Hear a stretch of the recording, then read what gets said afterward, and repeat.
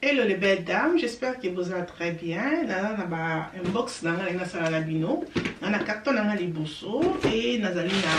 un box dans le secret aussi à la bino pour les alliés à chez ok. Donc on a deux inbox pour ça à la bino et là on a un bandalango, les alliés carton dans la pour nous en la somba qui les alliés parfum. Dans mon parfum préféré, il y a Gucci et on a qui n'a aussi là qui donc voilà, ça fait longtemps que c'est là. Je pense que ça fait même une année que si là et aux lacs nakoba et nakoba mais prix dans le cas Gucci ça la fait cher et mon taille en tiki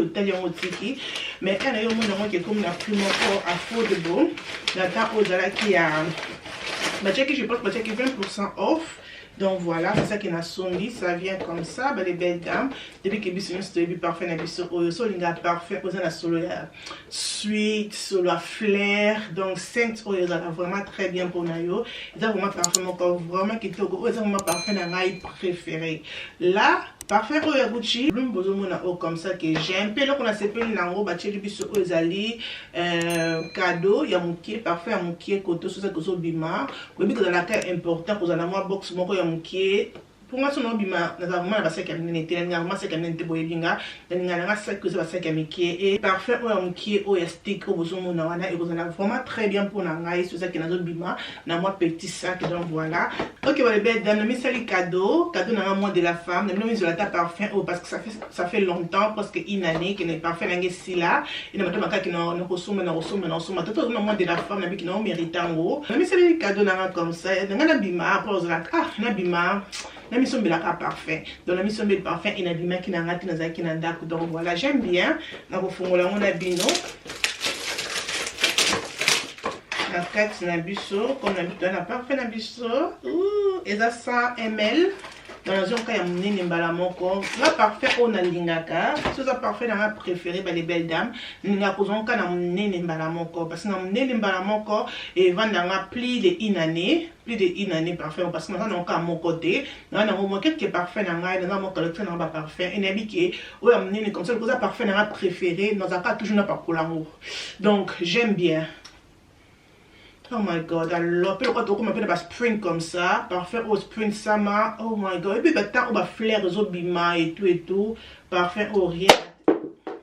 Ah, ça c'est parfait dans la Gucci, là parfait dans la Gucci, on a pas dans pour la saison bien sûr, mais là vraiment I love c'est parfait, on a ça la inbox nabino et comme dans le biquet et pena moi stick dans au bozomuna, donc stick non tout ce que ça lit spray, déjà sprayé, ils ont pas aux à la carte. Comme on est le la lipstick ya le glace des gens mbumana au chonka comme ça sprayé bah oh ils ont bien sûr que zo bima au comme permet la fête au comme permet mon réunion au tient quelque part oh my god the smell is so nice by the belle dame but oh my god the smell is so nice I love it.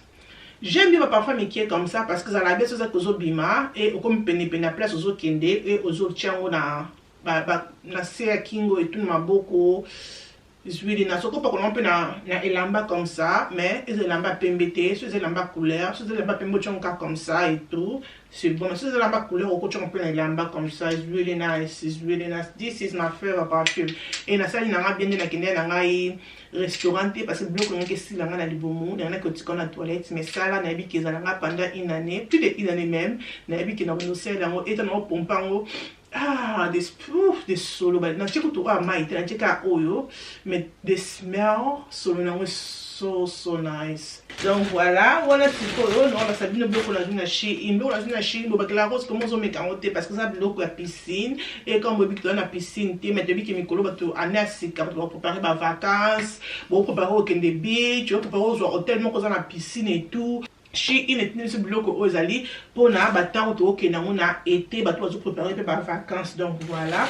les belles non vraiment sur le kitoko sous laquelle on appelle sur du jour non mais sur le kitoko chasse na mali bosso dans un ango na kofungola total la sauce et ali nini chasse na mali bosso ici dans un oyo ezali pantalon na biso comme bozomona eza mulayi et j'aime bien ma couleur bâtie jaune orange bleu rouge bordeaux marron et donc vraiment mélange ma couleur na tant que na ya spring comme ça et j'aime et na lui pantalon na on a taille L bobi kinga na chi na taille L ba pantalon bozala bisa na tissu ya knit eza ya knit pe ezomonisa nzoto comme bozomona na eza ya komonisa nzoto nsubo mona na musika mais eza ya komonisa nzoto okola tango teke comme so bimi donc pour le temps le quoi comme ça faut cycliste na si mais sur na beach tu no maillot de bain na kati et comme vous pensez tout ça camingi poli aux sorties quand nzoto na libanda te o coach na yo oyo ezali pantalon na o comme ça pour na ça lango sexy c'est vraiment joli tout ce que là ça ma colo ça fait vraiment joli puis bazana chemise na o ce que linki et ça l'ensemble les appelle la chemise na o et le comme sous oyo kwa kolandanga ba les belles dames na zwaki oyo ezali maillot de bain comme ça donc elle a une maillot de bain comme ça j'aime bien couleur ma couleur à marron à crème oui et ici na ngoza tissu moko vraiment kitoko tissu moko kitoko zo benda na petit ici na ngoza vraiment kitoko tissu na ngo rien à dire batoni ngo vraiment propre ba les belles dames na ju maillot de bain oyo na taille M et na bi taille M et koko kangai très bien et na sima na biso c'est simple seulement comme ça donc voilà et là comme sous oyo ko yakolandanga na chasser na biso na joie qui on a des ndenge moko OK. Là aussi c'est pantalon. Nous avons aussi comme marque pantalon. On a n'ébêté que nous avons marqué mi balai, n'ébêté les belles dames. Donc on a des couleurs, mais on a la couleur à noir et blanc et ils ont la couleur il y a gris comme bozomona et nous toi il n'y a vraiment pas trop de couleurs dans pantalon avec ça les bosso. Encore bah ok là on a c'est trop couleur, on a préféré couleur comme ça. Ça c'est comme nude, c'est pas nude mais les couleurs encore vraiment et quitte quoi vraiment simple couleur encore vraiment bien c'est pour ça que mon tour la couleur à ma casité et couleur aux couleurs encore vraiment assez et nous avons peu la taille L et nabi que taille L et coco kanga ba les belles dames et là comme sous on a joué encore na Shein ba les belles dames la joie qui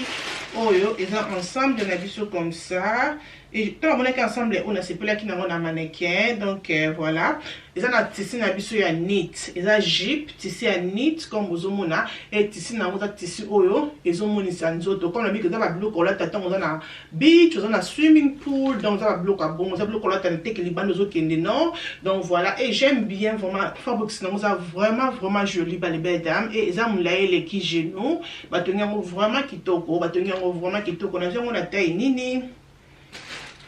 M et là qu'on a moi les colos au pendant qu'on l'attend parce qu'on a que vacances les belles dames au monde nango na chema de moments boya couleur na kati bi de moments boya ya cream pour na une chango le ko que des beach party OK ne non ko chiller na beach OK no swimming pool on a pour d'indra maïté mais aux à la cas sexy ou là tiango et ça là vraiment kitoko donc voilà et ils appellent un crop top nango donc sur là c'est crop top nango c'est comme ça c'est pas vraiment trop crop mais c'est joli et ils ont beaucoup milaï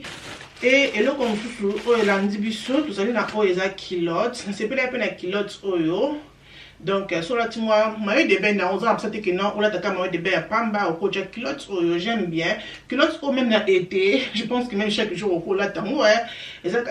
au cours là temps on a kilote simple comme aux hommes j'aime vraiment. C'est simple, les autres tissus locaux tissus à lait, c'est pas vraiment 100% lait, mais j'aime des bâtons en gros et nous avons la taille L, les belles dames, nous avons la taille L, mais bien en haut parce qu'ils ont élastique, les colos, comme bozomona et nabi qui est vraiment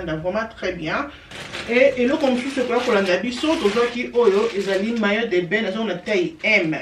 bah maillot oyo, ils ont la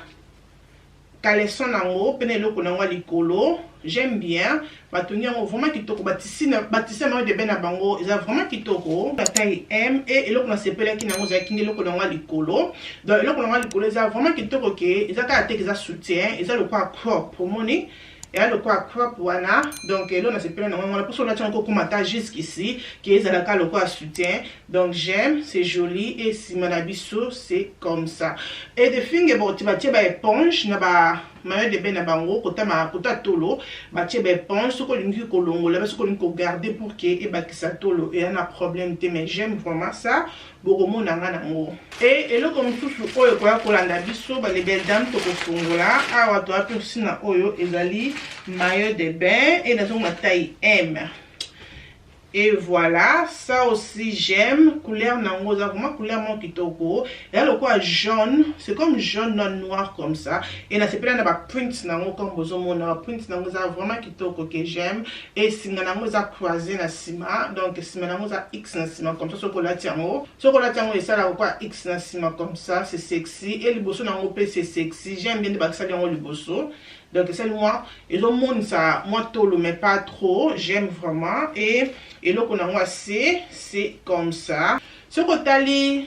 oyo asa vraiment moulai comparé à wana l'accept de liboso. Donc azo que le quoi tina azo quoi high waist. Asa high waist azo mata vraiment tina libomo pour non ça au shape. Ça vraiment les belles dames to la tango aussi. Et le quoi sou que toi on a chassé na biso, ya Shein les belles dames ezali ezali jupe na biso comme ça, yes, et jupe na biso eza ba jupe moko somene to lati ba biloko na tibino ba o eza ke eza eloko likolo na sous-vêtement nango pona ke ebiza trop te oko tia le quoi moi jupe non comme ça. Donc pour que ebomba senayo et là je vais utiliser, c'est joli, c'est sexy et eza pena ba ils ont pas sur le lion comme bozomona, donc ça fait joli. Au bon binzo tout mais en même temps ils ont sexy comme bozomona et si manango c'est comme ça. Ça peut mon laiti nasi à ma colo. J'aime bien vraiment tissu nango c'est joli. Voilà les belles dames, biloko nzaki nango ya wana na ki ko inbox na bino na biloko nanga Shein. J'espère que vidéo c'est précieux. Dans la team déjà ba biloko o bomi ki toza ba temps auto préparer ba vacances, on ba temps auto préparer que peut-être en hôtel moko dans la piscine ozoluka ba maillot de bain na ba kende vraiment na Shein ba maillot de bain na bango za kitoko ozala décider donc tu ba lien biloko nyonso tout dans l'extérieur na see ya vidéo. OK ba les belles de na lumbaka sur la parfum na Gucci. I love it. I love it. Welcome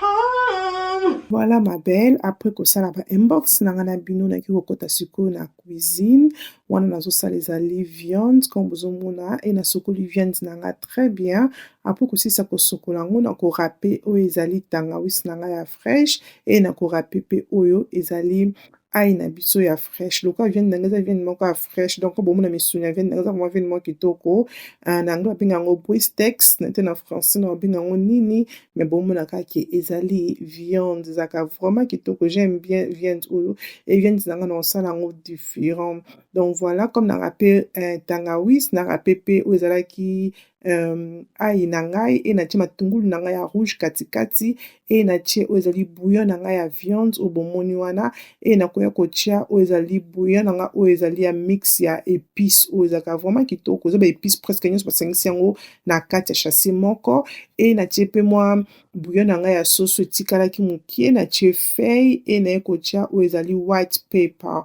na tie white pepper na ngai comme bomoni wana e na kotia pe paprika wana deja nzungu na ngai na tia yango na moto comme bomoni e recho na ngai na fongoli e musuni na ngai na tia yango mai te. OK e na ye kotia o ezali all purpose seasoning nde yango na tia na ngai pe assaisonnement o mingi ezalaka vraiment kitoko. Donc voilà après na finiki nzungu na ngai après quelques minutes na ye kotala nzungu na ngai comme na biki nzungu na ngai viande na tia yango mai te e eloko nasalaka boye parce que ezo aider loko eza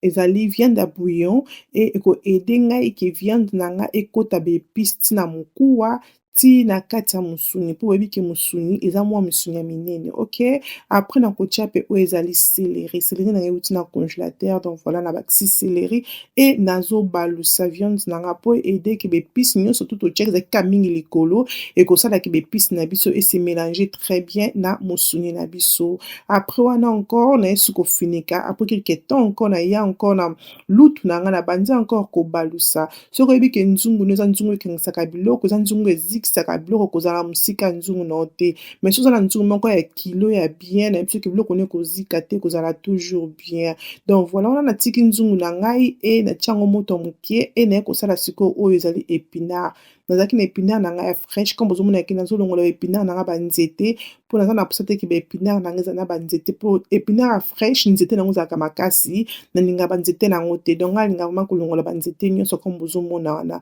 Donc nakosala épinard na ngai nakosokola yango après nakokata épinard na ngai.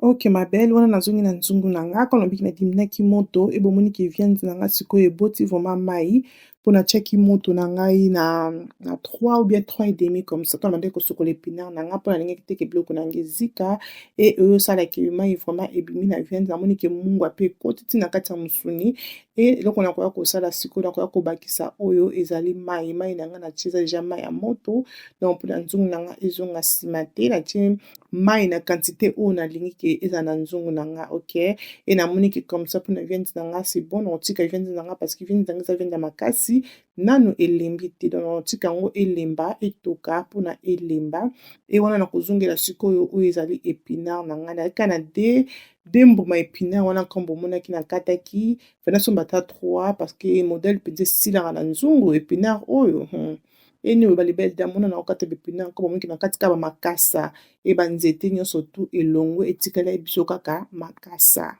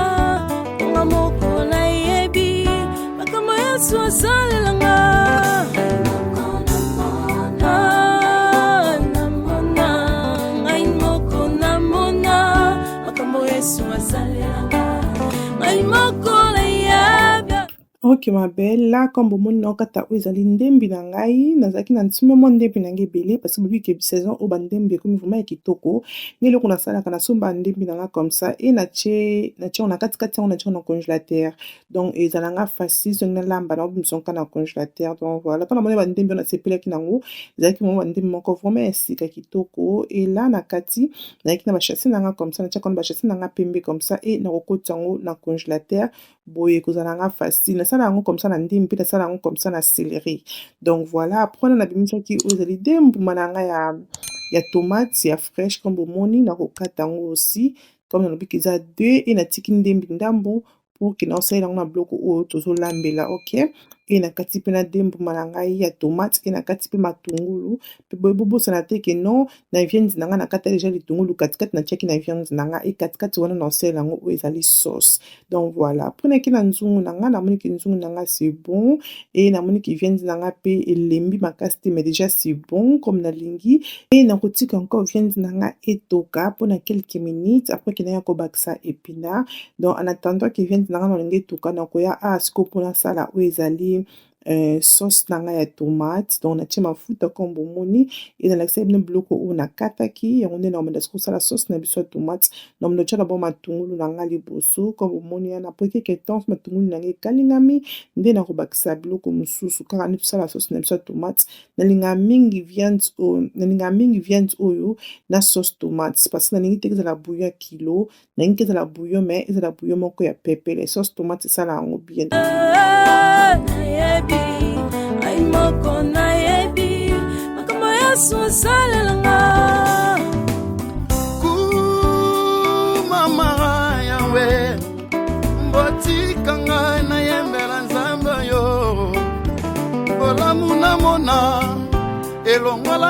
Ok, mpona nakoya kobakisa mix pepa na ngai ya jaune e nakoya kotia ndambo ya tomate sema ya mokie nkombo moni ya linzanza wana parceke oyo ya fresh nasaleli ezalaki vraimen ya kotela makasi te e naye kobakisa mwa ndambo ya linzanza nkombo moni e natie mpe mai na nga nkombo moni wana e nakotika sikoyo sauce na ngai etoka wana kelisa mpe azwaka penepene ya nzungu mpo atala nde nazolona yabe ekelisa pardon kende eza moto awa wana lingo mingi kosalelaka recho ya nsima mpona bana donc eni baliberte amona naye kofungola nzungu na nga siko namoni ke nzungu na nga viande c'est bon e naye kozwa sikoyo épinare na nga oyo nakataki na bino naye kotia na nzungu na nga ya viande donc mpona etoka anatanda mpe mpona tomate na biso ezotoka apres quelque temps nakoya soki kotala nzungu na nga namoni ke épinare elembi na biso kona mélange épinare na nga et se mélange très bien na viande mais nayaki omona sikoyo épinare na nga ezalaki mokie e eloko na kosala loko épinare na nga namonaki yango mokie eloko na kosala na kobakisa sikoyo épinare na nga oyo nasomba na Iceland na kotia yango pour ke ebakisela yango épinare épinare oyo tosomba na ozala congélé wana na kobakisa de mbuma ya épinare wana pour ke esalaki épinare na nga esala nde nalingi ezala na viande mais sinon te namoni so natiki yango kaka boye épinare emonana te namoni yango ezalaki vraiment mokie donc voilà mpona nauti sikoyo kozwa bambuma na nga épinare na congélateur e naye kobakisa épinare na nga de mbuma mwana sikoyo namoni ke épinare bongo c'est bon nde nalingaki après wana sikoyo nake osokola loso nalinga mingi kolia recette oyo naosala nalinga mingi kolia yango na loso oyo batie coconut milk donc so nalambi loso na nga comme ça natiaka yango mingi na coconut milk mpona esala yango goût kitoko e coconut milk wana ezala bien na recette oyo nalambi esala yango vraiment kitoko e nakalingi mpe na makemba pembeni esala yango vraiment kitoko donc voilà eza vraiment plan préféré mpe ya ems alinga recette ya boye mingi so yeka te ozolamba ni viande nani na épinare oh yeah ems alinga yango mingi mpe donc akotisanga yango mpe na rythme donc voilà wana natie coconut milk nkombo moni donc milk ya kokoti après wana naye kotia mpe coconut oyo donc huile ya kokoti aussi nkombo moni pour ke nana mposa vraiment ke coconut sentir vraiment goût ya kokoti ezala vraiment makasi na loso e naye kotia mpe oyo ezali mungwa après na kofinika nzungu na nga loso nake omatisa yango na moto ela naye otala sikoyo sauce tomate na nga namoni ke sauce tomate na nga c'est bon vraiment ekalingami omoni ke mafuta emati donc couleur mpe change omoni mpa ke non sauce tomate na nga ebeli la nakoki omatisa sikoyo sauce tomate na nga na nzungu nakoki obwaka yango na nzungu na nga donc regardez moi ces tomates là hein? Elembi et c'est mélangé ekalingami vraiment kitoko donc voilà là vraiment recette nso mokoma na suka toza vraiment eloko mosusu osala te donc voilà mpona naye kotia sauce tomate na nga na nzungu e nakomélange yango très bien na nzungu na nga ya viande e natiaki mpe oyo ezali épinare donc voilà recette oyo ezalaka vraiment kitoko nga alingaka okolia yango mpe na semoule na kwanga mais nga vraiment préféré na nga na ndako tolinga kolia yango na loso ya batia milk ya kokoti nkombo moni wana donc yango vraiment nde tolinga kolela yango comme ça na makemba pembeni esalaka vraiment kitoko donc voilà ela nkombo moni viande na nga ekomi presque na kobela na kobakisaka mai mokie pour ke esalaka tomate na nga esangana bien et tout ebela mpona namoniki na mixe biloko na nga nkombo moni na kotikela yango sikoyo temps etoka donc tokotikela yango ata 20-30 minutes comme ça mpona nzungu na biso ekoma nango ready e natie mwa mbuma pilipili na ngai e naye kotia mpe oyo ezali bouillon na nga to nameki mungu namoni ke mungu epesi vraiment te natie bouillon wana bomoni e nazwi encore épice nango eza na baassaisonnement nyonso oyo etikalaki ndambo natie e nafiniki nzungu na ngai libulu epesanga ntina na miso ya bato nalobi